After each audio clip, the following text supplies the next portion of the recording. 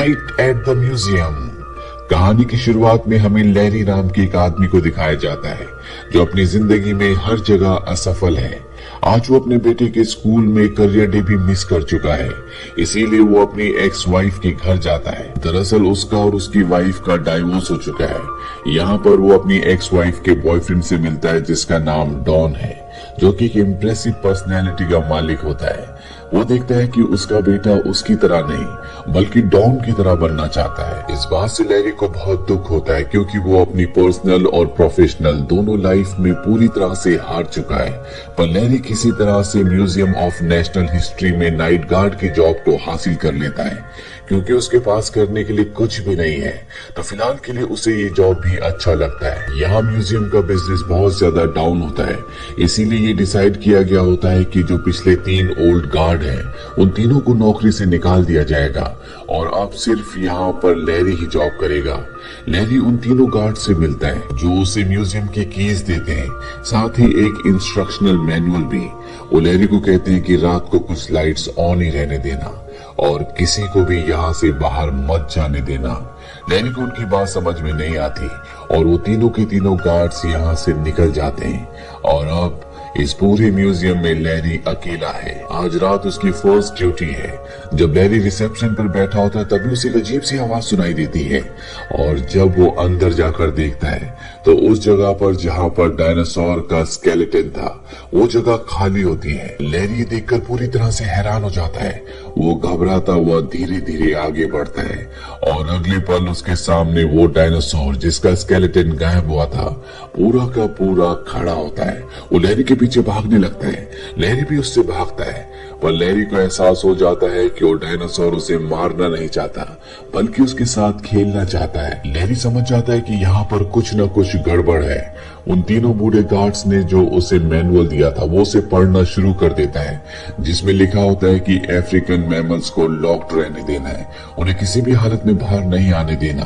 साथ ही Capuchin monkey जो कि बहुत ही शरारती है उससे होशियार रहना है क्योंकि वो कीज चुरा लेता है। लैरी अब अफ्रीकन मैमल्स को देखने जाता है। वो देखता है कि उसके सामने शेर है।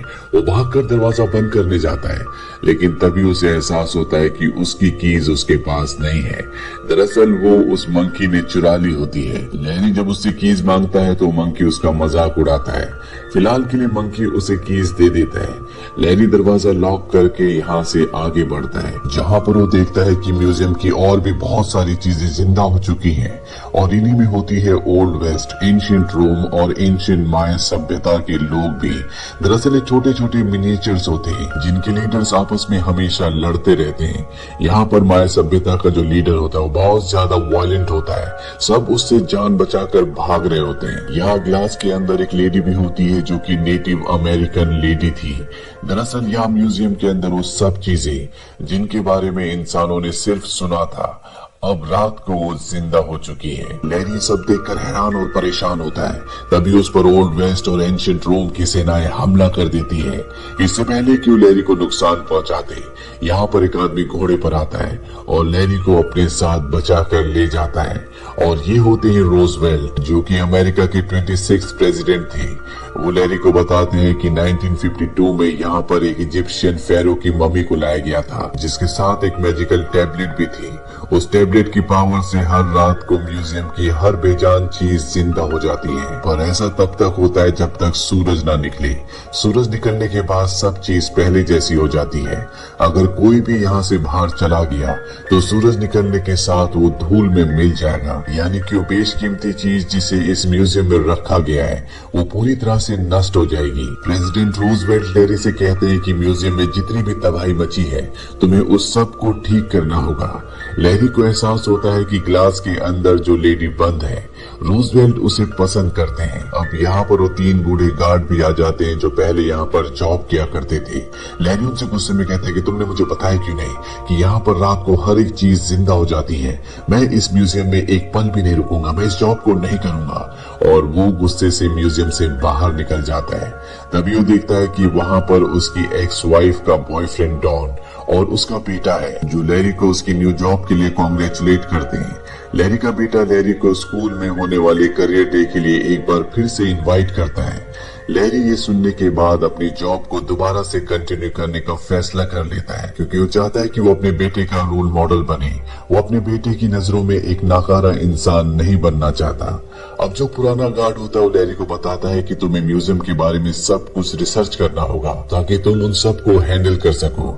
लैरी ऐसे ही करता है, वो लाइब्रेरी में जाता है और म्यूजियम में जितनी भी चीजें होती है वो उन सब के कैरेक्टर के बारे में, उनके नेचर के बारे में स्टडी करना शुरू कर देता है ताकि वो उन सबको आराम से कंट्रोल कर ले। लैरी एक बार फिर से नाइट शिफ्ट में जाता है। वो एक रिमोट कंट्रोल वाली गाड़ी में एक हड्डी को बांध देता है ताकि जब भी डायनासोर जिंदा हो तो वो उस हड्डी के पीछे भागे और लैरी को खेलने के लिए परेशान ना करे। वही वो उन जंगली आदमियों को जो आग जलाने की कोशिश करते हैं उन्हें एक लाइटर दे देता है, जिससे वो बहुत खुश हो जाते हैं। वो अपने आसपास यहाँ तक कि अपने बालों में भी आग लगा देते हैं, लेकिन लैरी उनकी आग को बुझा देता है। तभी मंकी लैरी की कीज को एक बार फिर से चुरा लेता है और एक विंडो भी खोल देता है। वही लैरी को दिखाया जाता है जो ओल्ड वेस्ट और एंशिएंट रोम के जो लीडर्स हैं उनकी लड़ाई को आपस में सुलझा रहा होता है, लेकिन वो चाहकर भी इन्हें कंट्रोल नहीं कर सकता। तभी लैरी देखता है कि एक जंगली इंसान मंकी से कीज लेकर खिड़की से कूद जाता है। लैरी उस जंगली इंसान को वापस बुलाने के लिए खिड़की के पास भागता है। तभी सूरज निकल जाता है और वो जंगली इंसान धूल में बदल जाता है। अब यहाँ पर सड़क साफ करने वाली गाड़ी आती है और उस जंगली इंसान की धूल को लेकर यहाँ से निकल जाती है। अब रात को क्योंकि म्यूजियम में आग लगी थी, इसीलिए म्यूजियम का जो सीनियर ऑफिसर होता है वो लैरी को उसकी जॉब से निकाल देता है। यहाँ पर लैरी का बेटा भी अपने दोस्तों के साथ म्यूजियम आया होता है और वो इस बात को सुन लेता है, जिससे लैरी के बेटे को बहुत ज्यादा हताशा होती है। पर लैरी भी इस जॉब को किसी भी कीमत पर छोड़ना नहीं चाहता। वो अपने सीनियर ऑफिसर से कहता है कि वो इस काम को अच्छे से संभाल सकता है, उसे एक मौका और दिया जाए। ऑफिसर उसे एक मौका और दे देता है। अब लैरी यहाँ पर म्यूजियम में काम करने वाली एक लेडी से मिलता है जो म्यूजियम में ग्लास के अंदर बंद लड़की के ऊपर रिसर्च कर रही होती है, क्योंकि वो उससे बहुत ज्यादा इम्प्रेस होती है। लैरी उसे बताता है कि रात को यहाँ पर हर एक चीज जिंदा हो जाती है। उस लड़की को लैरी की बातों पर बिल्कुल भी विश्वास नहीं होता। लैरी उस लड़के से कहता है कि जिस लेडी से तुम बहुत ज्यादा इम्प्रेस हो, जो ग्लास के अंदर बंद है, मैं तुम्हारी मुलाकात उससे करवा सकता हूँ, क्योंकि रात को वो भी जिंदा हो जाती है। उस लड़की को लगता है कि लैरी उसका मजाक उड़ा रहा है, इसीलिए वो नाराज होकर वहाँ से चली जाती है।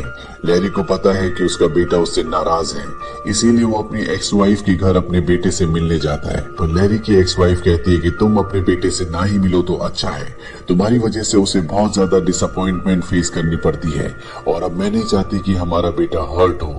लैरी कहता है कि मैं वादा करता हूँ कि अपने बेटे को मैं म्यूजियम ले जाऊंगा जहाँ वो बहुत एंजॉय करेगा। अब लैरी अपने बेटे को लेकर म्यूजियम में पहुंच जाता है।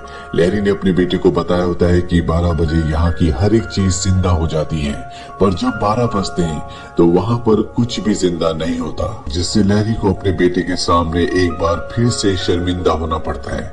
लैरी पता लगाने के लिए अंदर जाता है, जहाँ वो देखता है कि पुराने गार्ड्स यहाँ से हर एक चीज को चुरा रहे हैं। दरअसल ये उनकी पुरानी प्लानिंग होती है। लैरी को उन्होंने इसीलिए अपॉइंट किया होता है ताकि वो चोरी कर ले और सारा इल्जाम लैरी के ऊपर आ जाए। और आज रात को म्यूजियम में कोई भी चीज जिंदा इसलिए नहीं हुई क्योंकि फेरो के साथ जो टैबलेट आया था, जो कि मैजिकल टैबलेट है, वो उन्होंने डिसेबल कर दिया था। पर वो टैबलेट अब लैरी के बेटे के हाथ लग जाता है। लैरी अपने बेटे को टैबलेट को एक्टिवेट करने के लिए कहता है। उसका बेटा टैबलेट को एक्टिवेट कर देता है। यहाँ से अब गार्ड्स भागना शुरू कर देते हैं और इजिप्शियन फेरो के चैम्बर तक पहुंच जाते हैं, जहाँ पर उसके गार्ड इन सब को लॉक कर देते हैं। लैरी भी वहाँ पर आ जाता है और इजिप्शियन फेरो को आजाद कर देता है। इजिप्शियन फेरो इंग्लिश बोल सकता है क्योंकि उसने कैम्ब्रिज यूनिवर्सिटी के रिसर्च सेंटर में कई साल गुजारे हैं, जहाँ पर उसके ऊपर रिसर्च हुआ करते थे। अब लैरी को म्यूजियम में हो रही तबाही को बचाना है, इसीलिए वो एक मोटिवेशनल स्पीच देता है और सबको कहता है कि हमें अपनी म्यूजियम को पुराने गार्ड से बचाना होगा, नहीं तो सब कुछ यहाँ से चुरा कर ले जाएंगे और ये दुनिया हमेशा के लिए खत्म हो जाएगी। अब 2 गार्ड्स को तो पकड़ लिया जाता है, पर एक गार्ड टैबलेट लेकर यहाँ से बाहर निकल जाता है और जैसे ही वो अपनी गाड़ी को स्टार्ट करता है तो वो देखता है कि उसके गाड़ी के जो टायर्स हैं वो पंचर हैं, जिन्हें मिनिएचर लीडर्स ने किया होता है। अब यहाँ पर प्रेसिडेंट रोजवेल्ट और ग्लास के पीछे वाली लड़की भी आ जाती है। अब गार्ड यहाँ पर घोड़े की बग्गी से भागना शुरू कर देता है, तभी वो प्रेसिडेंट से टकरा जाता है, जिससे प्रेसिडेंट की कमर के 2 टुकड़े हो जाते हैं। पर ग्लास वाली लड़की मेल्टेड वैक्स से उसकी कमर को जोड़ देती है और अब ये सब के सब उस गार्ड का पीछा करना शुरू कर देते हैं, क्योंकि किसी भी कीमत पर इन्हें टैबलेट को वापस हासिल करना होगा, नहीं तो म्यूजियम की दुनिया जो रात को जिंदा होती है वो हमेशा के लिए खत्म हो जाएगी। गार्ड अब टैबलेट को लेकर सेंट्रल पार्क के अंदर चला जाता है। लैरी भी वहां पर पहुंच जाता है और उससे उस टैबलेट को हासिल कर लेता है। अब क्योंकि सुबह होने वाली है और सबको म्यूजियम के अंदर पहुंचना होगा, नहीं तो म्यूजियम के जितनी भी चीजें यहाँ बाहर है वो सब की सब धूल में बदल जाएंगी। सबके सब म्यूजियम की तरफ भागना शुरू करते हैं। तभी वही एम्प्लॉय जिसे लैरी ने म्यूजियम के बारे में सब कुछ बताया था कि रात को म्यूजियम की दुनिया जिंदा हो जाती है, वो इन सबको भागते हुए देख लेती है। उसे समझ में आ जाता है कि लैरी ने उसे जो भी कहा था वो सच था। अब सुबह होने से पहले सबके सब म्यूजियम में पहुंच जाते हैं। लैरी की कॉलीग भी वहां पर पहुंच जाती है, जो ग्लास वाली लड़की से बहुत ज्यादा इम्प्रेस होती है, उसके ऊपर स्टडी कर रही होती है। लैरी उसे उस लड़के से मिलवाता है। अगली सुबह न्यूज में म्यूजियम की खबर होती है, क्योंकि म्यूजियम में बहुत ज्यादा तबाही हुई थी। म्यूजियम का जो सीनियर ऑफिसर है वो लैरी को उसकी जॉब से निकाल देता है, पर उसे एहसास होता है कि न्यूज में म्यूजियम की खबर आने से म्यूजियम का बिजनेस बहुत ज्यादा बढ़ गया है। यहाँ पर बहुत सारे लोग आना शुरू हो गए हैं, इसीलिए वो लैरी को उसकी जॉब वापस कर देता है। यानी कि एक बार फिर से लैरी उसी दुनिया का हिस्सा है जो रात को जिंदा हो जाती है। अब लैरी अपने बेटे के स्कूल जाता है, क्योंकि आज उसका करियर डे है। लैरी के बेटे को अब उस पर गर्व है। रात को दिखाया जाता है कि लैरी अपने सभी साथियों के साथ म्यूजियम में पार्टी कर रहा है। एंड क्रेडिट सीन में हमें दिखाया जाता है कि वो 2 गार्ड जो म्यूजियम से टैबलेट और चीजों को चुराने की कोशिश कर रहे थे, अब वो यहाँ पर सफाई का काम करते हैं। ये उनकी एक तरह की सजा है। इसी के साथ ही कहानी यहीं पर खत्म हो जाती है। ये फिल्म ईयर 2006 में रिलीज हुई थी। IMDb पर इसकी रेटिंग है 6.4। इस फिल्म का बजट था $110 मिलियन और बॉक्स ऑफिस पर इसने कमाई की थी $574.5 मिलियन।